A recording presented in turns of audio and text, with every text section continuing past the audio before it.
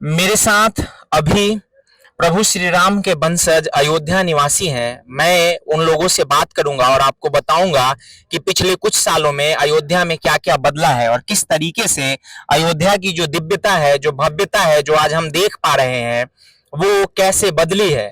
तो मेरे साथ हैं, मैं चाहता हूं कि सबसे पहले मैं उनका नाम पूछूं। आपका क्या नाम है? अनुराग सिंह सूर्यवंशी, अयोध्या। अनुराग जी, क्या-क्या बदला है अयोध्या में, अगर आप बताना भैया चाहें सब कुछ ही बदला है। तो? कैसे? कैसे कहा, आप जहाँ खड़े हैं प्रेजेंट टाइम में, ये सब बदलाव ही है। यहाँ पे 10-12 फीट का रोड हुआ करता था। प्रेजेंट टाइम में यहाँ पे देखेंगे आप 80 फीट 100 फीट का रोड है। और आप विकास चारों तरफ घूम के पूरे अयोध्या नगरी में देखेंगे तो आपको विकास विकास दिखेगा, उसके अलावा कुछ नहीं दिखेगा, सिर्फ विकास दिखेगा। अच्छा, इससे पहले जब ये जो कुछ भी बदला है, इससे पहले का क्या माहौल हुआ करता था? इसके आपने पहले देखा का होगा माहौल तो। ये हुआ करता था भैया, हम लोग का जीवन ही यहीं पे, मेरा जन्म ही वही, स्थान भी यही है। तो बचपन से हम लोग अयोध्या आते जाते हैं। लेकिन ये चीज हमने 2014, 15, 16 के बाद यहाँ पे आना जाना ज्यादा अपने आप को सुरक्षित समझा। और आखिर ये जो आप बता रहे हो कि 2014-15 के बाद ये जो स्थितियां बदली हैं और जो भव्यता दिव्यता आज हम देख पा रहे हैं, जैसा कि हम धर्म पथ पे खड़े हैं, तो आप बताना चाहोगे कि आखिर इनमें किन लोगों का श्रेय है जिन्होंने ये सारे बदलाव किए हैं? आपको क्या लगता है? भैया श्रेय तो सब राम जी का है, लेकिन साथ साथ उसके लिए परिवर्तन लाना ये सब भाजपा की वजह से ही हुआ है। ठीक है।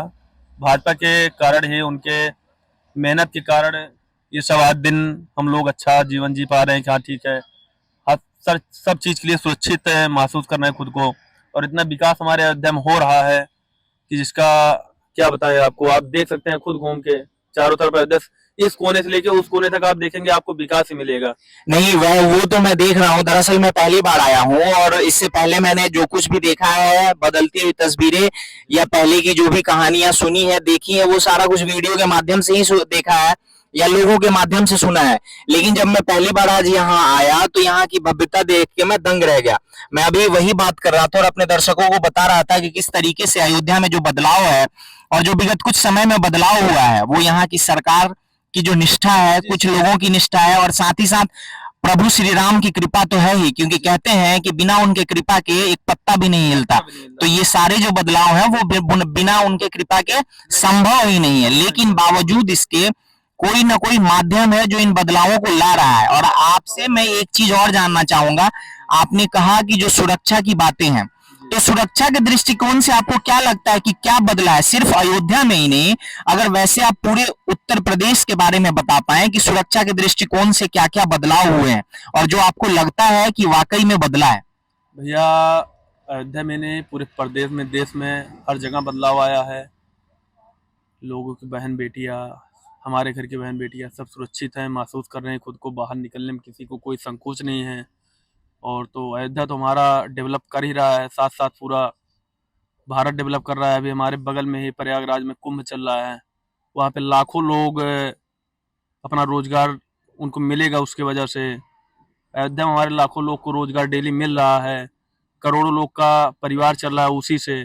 आप देखेंगे कि यहाँ से लेके वहाँ तक अभी तो रात का माहौल है, दिन में आप देखेंगे कि हजारों परिवार, लाखों परिवार यहीं से रोजगार से चलते हैं कि बाहर के श्रद्धांजलि यहाँ आ रहे हैं, दर्शन कर रहे हैं, कुछ ना कुछ सामान लेके यहाँ जा रहे हैं, खरीद कर जा रहे हैं।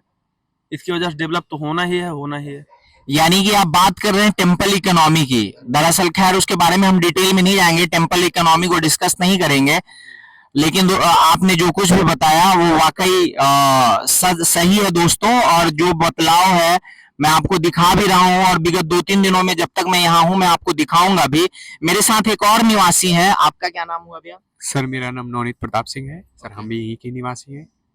और सर जैसा कि हमारे बड़े भैया ने बताया कि जो जो भी परिवर्तन हुए हैं सब, तो आपने बोल रहे थे कि इसके पीछे कोई एक है, ये सब तो बाकी चीजें हैं। नहीं नहीं, कोई एक नहीं, मैं माध्यम की बात कर रहा था। दरअसल कोई भी काम नॉर्मली होता ये है कि करता तो काम तो होता ही है, लेकिन उस काम को करने की वाला कोई ना कोई माध्यम होता है। या तो परिस्थितियां होती हैं, या कोई इंसान होता है, कोई व्यवस्था होता है, कोई शासन पद्धति होती है, कोई इकोसिस्टम होता है। तो मैं उस माध्यम की बात कर रहा था।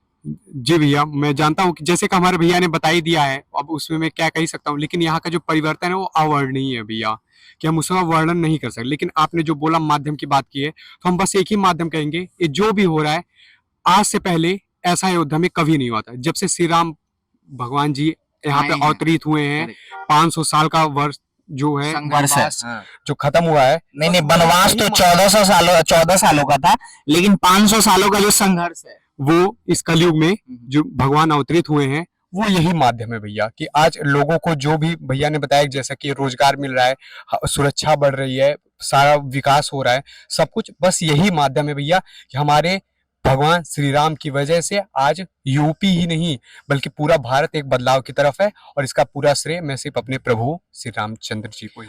बिल्कुल। तो वाकई दोस्तों ये कह सकते हैं, और बल्कि यही सत्य है कि उस बदलाव के जो माध्यम है, उस बदलाव के जो कर्ता है, या बदलाव जो कुछ भी हो रहा है, जो होता हुआ दिख रहा है, ना सिर्फ अयोध्या में, ना सिर्फ यूपी में, बल्कि पूरे भारत में उसके एकमात्र कारक प्रभु श्री राम है, और इसमें कोई शंका, कोई किंतु परंतु नहीं है।